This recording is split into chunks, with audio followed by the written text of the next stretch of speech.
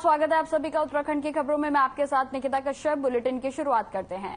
गृह मंत्री अमित शाह एक दिवसीय दौरे पर उत्तराखंड पहुंचे हैं और जहां वो मध्य क्षेत्रीय परिषद की बैठक में हिस्सा लेंगे और इसके बाद FRI में आयोजित 2 दिवसीय पुलिस विज्ञान कांग्रेस का भी शुभारंभ करेंगे। वहीं आपको बताते चले कि इसके बाद गृह मंत्री भाजपा प्रदेश कार्यालय पहुंचेंगे और एक दिवसीय दौरे को लेकर बीजेपी प्रदेश मीडिया प्रभारी मनवीर सिंह चौहान ने बताया कि पार्टी के पूर्व राष्ट्रीय अध्यक्ष और केंद्रीय गृह मंत्री अमित शाह अपने 2 सरकारी कार्यक्रमों में शिरकत करने के बाद शाम लगभग 7:55 पर पार्टी कार्यालय पहुंचेंगे और जहां पर प्रदेश पदाधिकारियों, सोशल मीडिया की टीम के साथ ही सभी मोर्चों के अध्यक्षों के साथ बैठक लेंगे।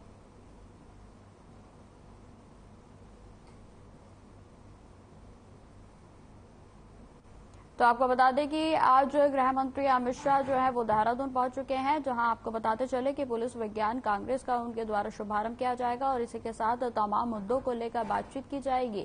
वहीं आपको बताते चले कि पिछले कई दिनों से जो है गृह मंत्री अमित शाह के दौरे को लेकर तैयारियां की जा रही थी और प्रशासन भी पूरे तरीके से सुरक्षा के पुख्ता इंतजाम उनकी ओर से किए गए हैं। वहीं आपको बताते चले कि आज गृह मंत्री अमित शाह की ओर से बैठक भी ली जाएगी, जिसमें सीएम योगी आदित्यनाथ भी जो है वो शामिल होंगे और साथ ही साथ आपको बताते चले कि उनके द्वारा जो है कई दिशा निर्देश पार्टी के कार्यकर्ताओं को दिए जाएंगे।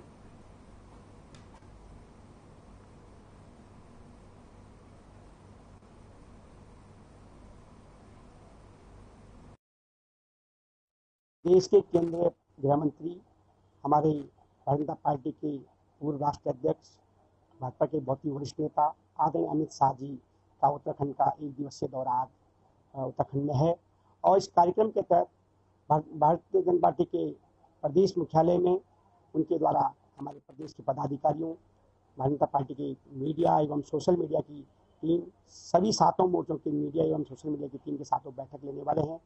और इस बैठक में हमारे प्रदेश के यशस्वी मुख्यमंत्री माननीय पुष्कर सिंह धामी जी, हमारे प्रदेश के अध्यक्ष आदरणीय महेंद्र भट्ट जी, हमारे प्रदेश महामंत्री आदरणीय अजय जी भी उपस्थित रहेंगे।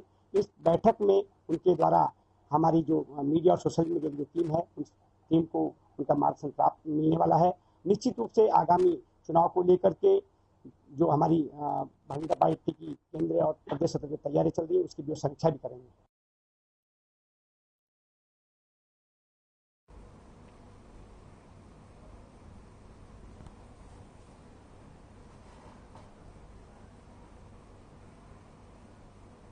मुख्यमंत्री योगी आदित्यनाथ केदारनाथ जाएंगे। वहीं आपको बता दें कि मिली जानकारी के मुताबिक वह केदारनाथ में पूजा अर्चना के साथ ही शाम को आरती में शामिल होने के बाद वह केदारनाथ धाम में ही रात्रि विश्राम करेंगे। वहीं आपको बताते चले कि 8 अक्टूबर को सीएम योगी आदित्यनाथ बद्रीनाथ धाम के लिए प्रस्थान करेंगे और साथ ही सीएम योगी आदित्यनाथ के केदारनाथ कार्यक्रम को लेकर भी प्रशासन और पुलिस की ओर से बैरिकेडिंग की तैयारी जो है वो पूरे तरीके से की गई है। वहीं आपको बताते चले कि कार्यक्रम के अनुसार सीएम योगी आदित्यनाथ आज दोपहर 2:40 पर helipad PTC ground Narendra Nagar से हेलीकॉप्टर के द्वारा रुद्रप्रयाग के लिए प्रस्थान करेंगे। वहीं आपको बता दें कि दोपहर 3:20 पर केदारनाथ हेलीपैड पर पहुंचेंगे और जबकि 3:25 पर केदारनाथ हेलीपैड से प्रस्थान कर दोपहर के 3:30 बजे GMVN गेस्ट हाउस केदारनाथ में पहुंचेंगे।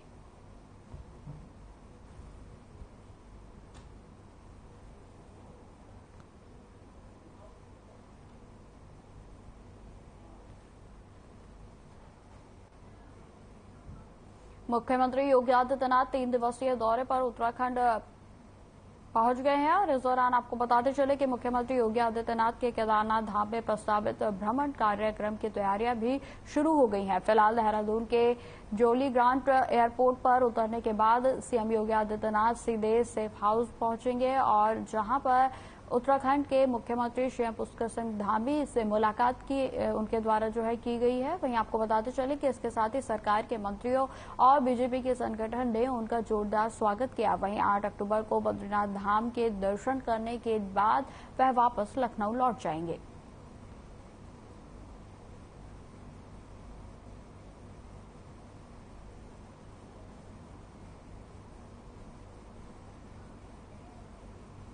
उत्तर प्रदेश के बिजनौर जिले की रहने वाली 13 साल की खुशनुमा को ऋषिकेश एम्स में डॉक्टरों ने नई जिंदगी दी है। आपको बताते चले कि खुशनुमा की छाती में 2.5 किलो का ट्यूमर बना हुआ था और जिसका इलाज संभव नहीं हो पा रहा था। वहीं आपको बताते चले कि एम्स के अनुभवी डॉक्टरों की मेहनत का परिणाम यह रहा कि बेहद ही जटिल सर्जरी का ट्यूमर सफलतापूर्वक निकाल दिया गया है और अब वह स्वस्थ है। वहीं आपको बताते चले कि अस्पताल से उन्हें छुट्टी भी दे दी गई है।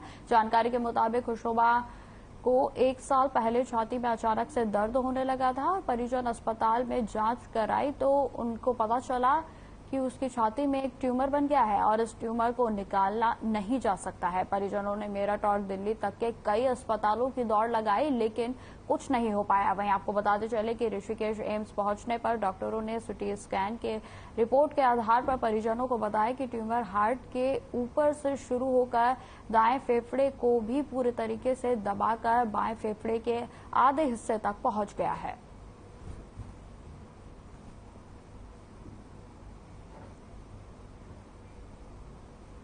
तो आपको बता दें कि डॉक्टरों को भगवान का रूप कहा जाता है और ये जो उदाहरण है वो पूरे तरीके से सटीक बैठता है। आपको बताते चले कि खुशनुमा के दिल में जो है वो एक ट्यूमर था और ट्यूमर जो है इतना बड़ा था कि उसका जो वेट था वो 2.5 किलो तक हो गया था और जिसे कि बाहर निकालना यानी कि उसे सर्जरी से भी जो है संभव नहीं था कि बाहर वो निकाला जा सके जल्द से जल्द और जिसके लिए उसके परिजनों की ओर से लगातार कई अस्पतालों के चक्कर काटे गए लेकिन उसके बाद भी इलाज जो है वो संभव नहीं हो पा रहा था। वहीं आपको बताते चले कि ऋषिकेश के डॉक्टरों के द्वारा इस ट्यूमर का अब इलाज कर दिया गया है।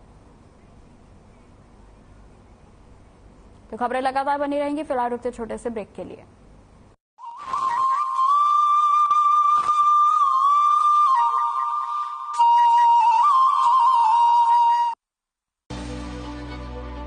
प्रधानमंत्री नरेंद्र मोदी के मार्गदर्शन में मुख्यमंत्री पुष्कर सिंह धामी आत्मनिर्भर उत्तराखंड के निर्माण का संकल्प प्रतिबद्धता से पूरा कर रहे हैं। विकास के ऊंचे शिखर को छू रहे उत्तराखंड के निवासियों के जीवन को धामी सरकार की कल्याणकारी योजनाएं नई दिशा दे रही हैं। उत्तराखंड के पर्वतीय क्षेत्रों में चलाई जा रही जन योजनाओं का लाभ लेने के लिए पहले पर्वतीय क्षेत्र के लोगों को कई चुनौतियों का सामना करना होता था, लेकिन अब धामी सरकार के नेतृत्व में घर बैठे सभी सुविधाएं ऑनलाइन उपलब्ध हो रही हैं। SECYURTSCUK.gov.in पर लॉगिन करके या फिर टोल फ्री नंबर 1800-270-9816 पर कॉल करके लोगों को सरकारी योजनाओं की जानकारी हासिल हो रही है। इसी तरह उत्तराखंड सरकार की ओर से कई फोन नंबर भी जारी किए गए हैं जिन पर व्हाट्सएप के जरिए सरकारी सेवाओं की जानकारी मिलती है।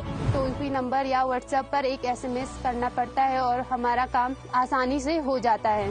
उत्तराखंड सेवा अधिकार आयोग में 48 विभागों की 800 से ज्यादा सेवाएं अधिसूचित की गई हैं। पोर्टल पर कुल 600 से ज्यादा सेवाएं ऑनलाइन उपलब्ध हैं। इनमें राशन कार्ड नवीनीकरण, हमको तो खुश है, यहाँ पर मिल रहा सब कुछ, तो यहाँ बनाते, राशन कार्ड भी यहाँ बना, जाति प्रमाण पत्र, आयुष्मान कार्ड, वृद्धा पेंशन योजना, किसान पेंशन योजना और आय प्रमाण पत्र जैसी विभिन्न और आवश्यक सरकारी योजनाओं का लाभ उत्तराखंड वासियों को बिना रुकावट के मिल रहा है।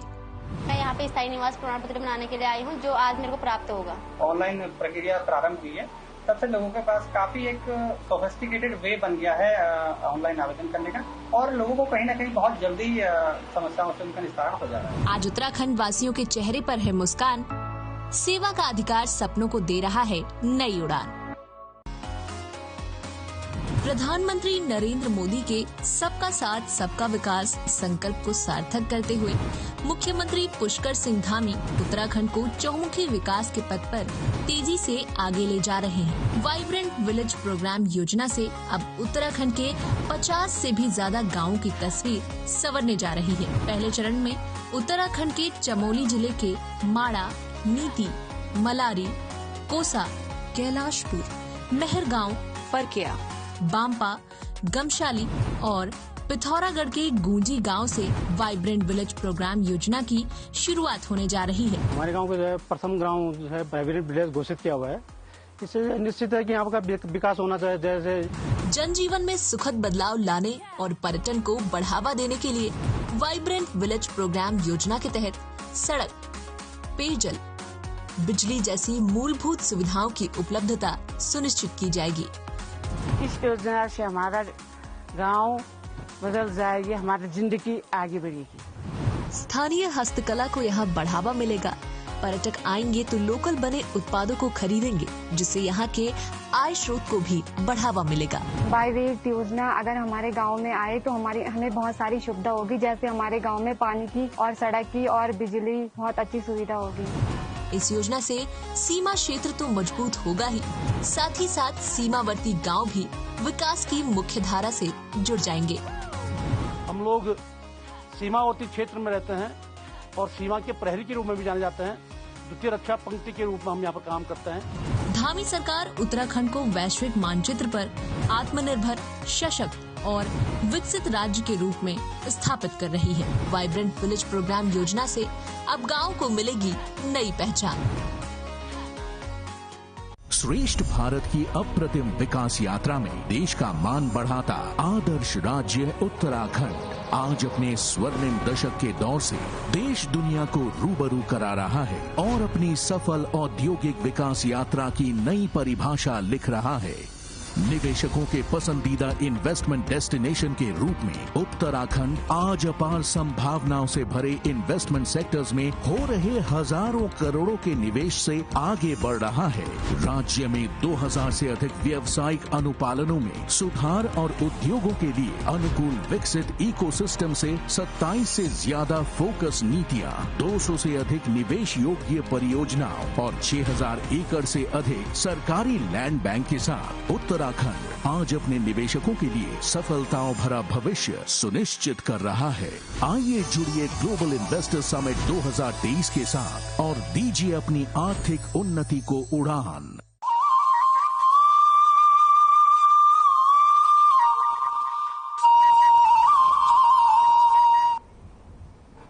ब्रेक के बाद एक बार फिर से स्वागत है आपका। बढ़ते हैं खबरों की ओर। बाजपुर के राजकीय स्नातकोत्तर महाविद्यालय में 2 सूत्रीय मांगों को लेकर छात्र संघ अध्यक्ष और अन्य छात्रों के साथ कॉलेज की बिल्डिंग पर चढ़ गए। वहीं आपको बताते चले कि जहां छात्र संघ अध्यक्ष ने मांग पूरी नहीं होने पर आत्महत्या की चेतावनी दी है, वहीं सूचना मिलते ही पुलिस मौके पर पहुंच गई। वहीं आपको बताते चले कि बाजपुर के राजकीय स्नातकोत्तर महाविद्यालय के छात्र संघ अध्यक्ष दीपक कुमार ने महाविद्यालय में अंग्रेजी के अध्यापक की नियुक्ति और महाविद्यालय में वार्षिकोत्सव कराए जाने की लगातार मांग की जा रही थी, लेकिन महाविद्यालय प्रशासन ने महाविद्यालय में वार्षिक उत्सव नहीं होने जो है उसको करार किया था। और वहीं आपको बताते चले कि साथ ही अंग्रेजी के अध्यापक की भी नियुक्ति जो है वो नहीं हो पा रही थी, जिससे आक्रोशित होकर छात्र संघ के अध्यक्ष दीपक कुमार अपने साथी छात्रों के साथ महाविद्यालय की बीएससी बिल्डिंग की छत पर चढ़ गए और जहां छात्रों ने महाविद्यालय प्रशासन के खिलाफ जमकर नारेबाजी भी की और मांग को जल्द ही पूरा किए जाने की भी मांग की गई।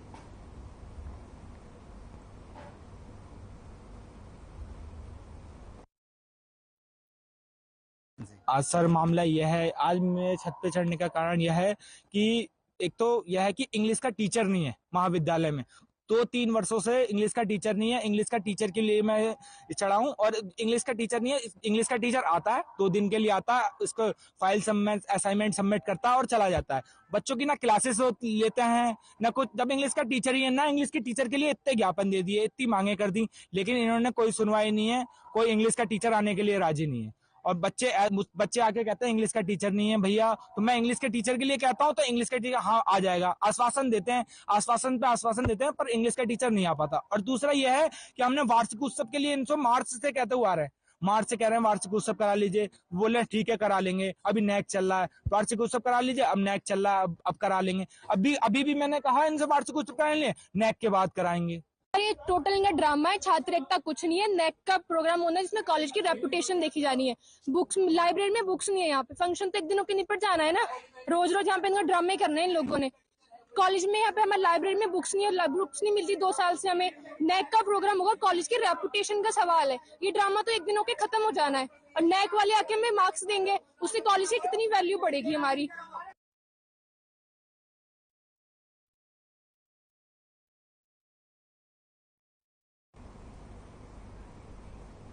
उत्तराखंड के सरकारी स्कूलों के छात्रों के स्विट्जरलैंड के विशेषज्ञ रोजगार की पढ़ाई के तहत पर्यटन और हॉस्पिटैलिटी के क्षेत्रों में अब परीक्षण देंगे। वहीं आपको बताते चले कि ये प्रशिक्षण कक्षा 9 से शुरू होकर 12वीं तक की कक्षा के लिए जारी रहेगा। वहीं आपको बताते चले कि स्विस एजुकेशन ग्रुप के द्वारा उत्तराखंड में विद्यार्थियों के लिए व्यावसायिक शिक्षा के पाठ्यक्रम को बेहतर बनाने के सहयोग प्रदान किए जाएंगे।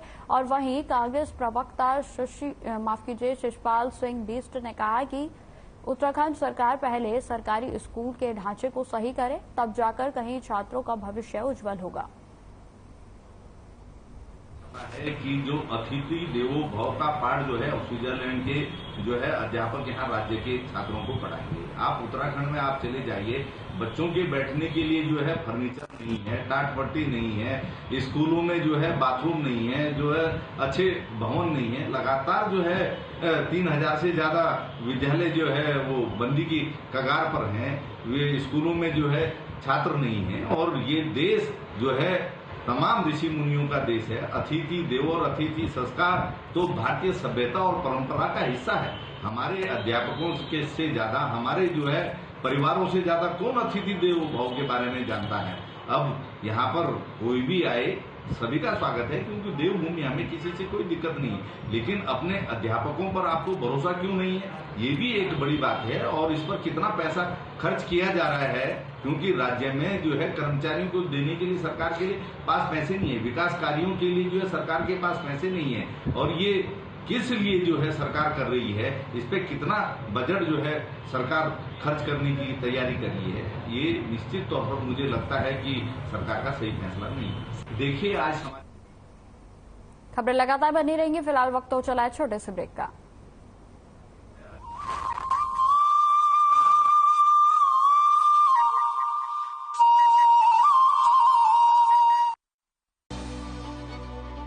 प्रधानमंत्री नरेंद्र मोदी के मार्गदर्शन में मुख्यमंत्री पुष्कर सिंह धामी आत्मनिर्भर उत्तराखंड के निर्माण का संकल्प प्रतिबद्धता से पूरा कर रहे हैं। विकास के ऊंचे शिखर को छू रहे उत्तराखंड के निवासियों के जीवन को धामी सरकार की कल्याणकारी योजनाएं नई दिशा दे रही हैं। उत्तराखंड के पर्वतीय क्षेत्रों में चलाई जा रही जन योजनाओं का लाभ लेने के लिए पहले पर्वतीय क्षेत्र के लोगों को कई चुनौतियों का सामना करना होता था, लेकिन अब धामी सरकार के नेतृत्व में घर बैठे सभी सुविधाएं ऑनलाइन उपलब्ध हो रही हैं। SECYURTSCUK.gov.in पर लॉगिन करके या फिर टोल फ्री नंबर 1800-270-9816 पर कॉल करके लोगों को सरकारी योजनाओं की जानकारी हासिल हो रही है। इसी तरह उत्तराखंड सरकार की ओर से कई फोन नंबर भी जारी किए गए हैं, जिन पर व्हाट्सएप के जरिए सरकारी सेवाओं की जानकारी मिलती है।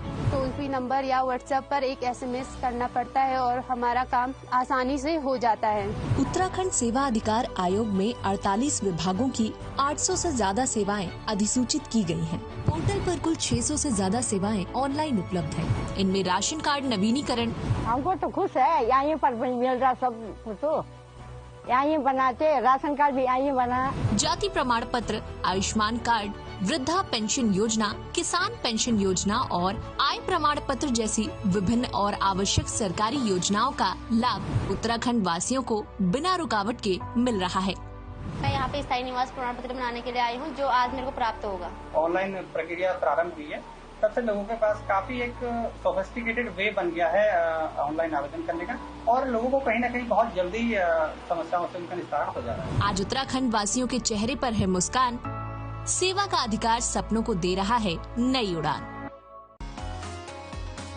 प्रधानमंत्री नरेंद्र मोदी के सबका साथ सबका विकास संकल्प को सार्थक करते हुए मुख्यमंत्री पुष्कर सिंह धामी उत्तराखंड को चहुमुखी विकास के पथ पर तेजी से आगे ले जा रहे हैं। वाइब्रेंट विलेज प्रोग्राम योजना से अब उत्तराखंड के 50 से भी ज्यादा गाँवों की तस्वीर संवरने जा रही है। पहले चरण में उत्तराखंड के चमोली जिले के माड़ा, नीति, मलारी, कोसा, कैलाशपुर, मेहरगांव, फरकिया, बांपा, गमशाली और पिथौरागढ़ के गूंजी गांव से वाइब्रेंट विलेज प्रोग्राम योजना की शुरुआत होने जा रही है। हमारे गांव को जो है प्रथम गांव जो है वाइब्रेंट विलेज घोषित किया हुआ है। इससे निश्चित है कि यहाँ का विकास होना चाहिए। जैसे जनजीवन में सुखद बदलाव लाने और पर्यटन को बढ़ावा देने के लिए वाइब्रेंट विलेज प्रोग्राम योजना के तहत सड़क, पेयजल, बिजली जैसी मूलभूत सुविधाओं की उपलब्धता सुनिश्चित की जाएगी। इस योजना से हमारा गांव बदल जाएगी, हमारी जिंदगी आगे बढ़ेगी। स्थानीय हस्तकला को यहाँ बढ़ावा मिलेगा। पर्यटक आएंगे तो लोकल बने उत्पादों को खरीदेंगे, जिससे यहाँ के आय स्रोत को भी बढ़ावा मिलेगा। वाइब्रेंट योजना अगर हमारे गांव में आए तो हमें बहुत सारी सुविधा होगी, जैसे हमारे गांव में पानी की और सड़क की और बिजली बहुत अच्छी सुविधा होगी। इस योजना से सीमा क्षेत्र तो मजबूत होगा ही, साथ ही साथ सीमावर्ती गांव भी विकास की मुख्य धारा से जुड़ जाएंगे। हम लोग सीमावर्ती क्षेत्र में रहते हैं और सीमा के प्रहरी के रूप में भी जाने जाते हैं।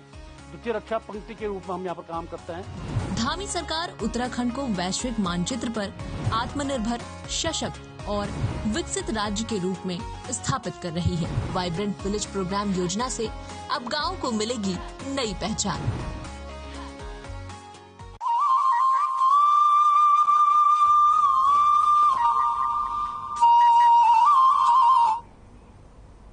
ब्रेक के बाद एक बार फिर से स्वागत है आपका। बढ़ते हैं खबरों की ओर। नगर के मोहल्ला कानून गोयान में आपसी सौहार्द के प्रतीक दरगाह हजरत सैयद दादा पीर पर दादा मियां के 3 दिवसीय 75वें सालाना उर्स का आगाज हुआ। वहीं आपको बताते चले कि जहां कुल शरीफ के उर्स का समापन किया जाएगा और वहीं शनिवार की सुबह 8 बजे से कुल शरीफ के बाद ये समापन होगा। आपको याद दिला दें कि पिछले कई वर्षों से मजार पर चादर पोशी की जाती रही है।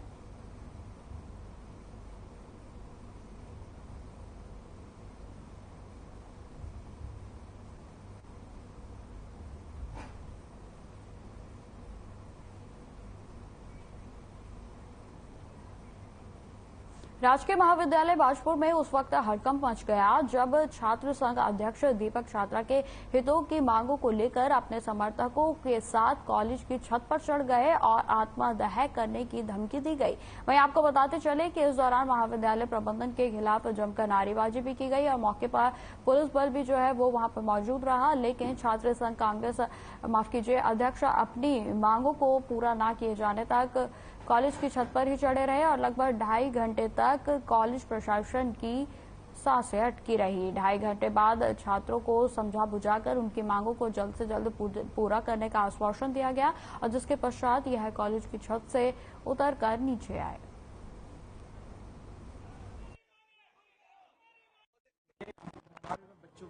के छात्र हैं तो मेरे को बहुत दबाव था। ये कहते हैं कि एनुअल फंक्शन होना चाहिए, भैया इंग्लिश का टीचर नहीं है, इसलिए मैं आज ये धरना प्रदर्शन जो छत पे चढ़ा, मेरे को आज तक ये करना पड़ा। कई दिनों से मैं कॉलेज महाविद्यालय से भी कहता हुआ, लेकिन कोई सुनवाई नहीं हो रही थी।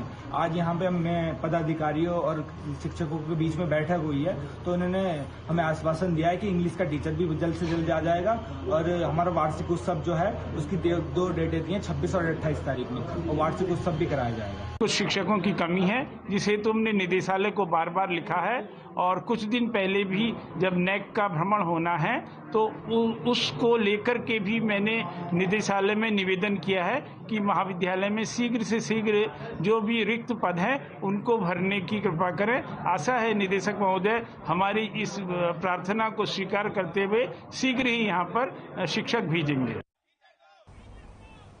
तो फिलहाल इस बुलेटिन में इतना ही। खबरों की और भी जानकारी के लिए बने रहे हमारे साथ। नमस्कार।